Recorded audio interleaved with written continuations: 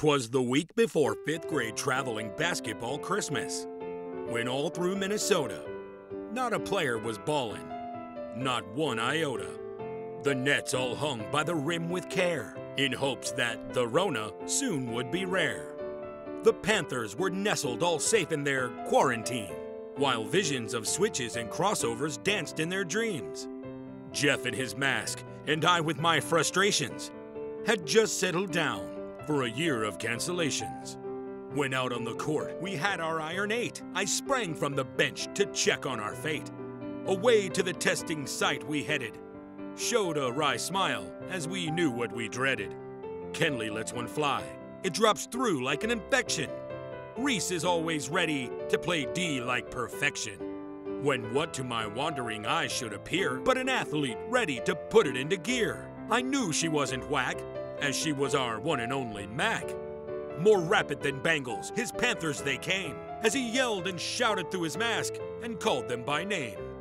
Now Kenley, now Brooklyn, now Reese, now Mackenzie, on Carmen, on Vivian, on Kiera, on Sydney.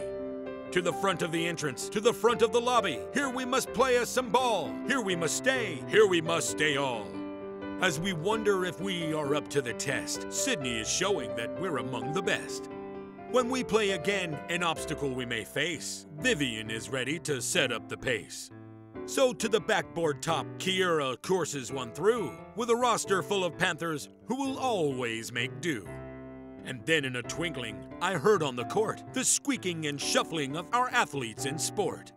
As I tune into walls, it's now time to collect the balls. We know we still have a week, and that's enough for Brooklyn to peak. Coach Adam was dressed in Panther blue, from his mask to his kicks, and his thoughts were all consumed to try and deploy just a few new tricks. He noticed the gear had been scattered about, and Carmen, she was ready, without a doubt.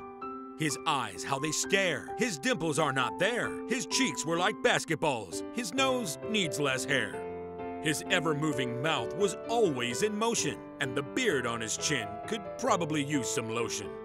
The marker he could never find, and the board always a mess, but the plays were aligned. He had a broad face and a scar on his gut that stretched when he shouted, "Don't just stand, cut, cut!" He was fun and passionate, a right jolly old Panther. They clapped when they saw him, in joyful banter. A wink of his eye and a clap of his hand soon made them know that this team would be grand. He spoke many a word and went straight to his dream and promised that all the players would learn to be a team.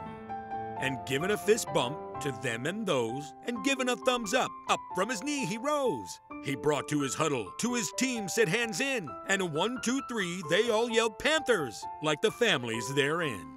He stood encircled by the we he dreamed, and to his we gave a shout, and away they all ventured working together throughout.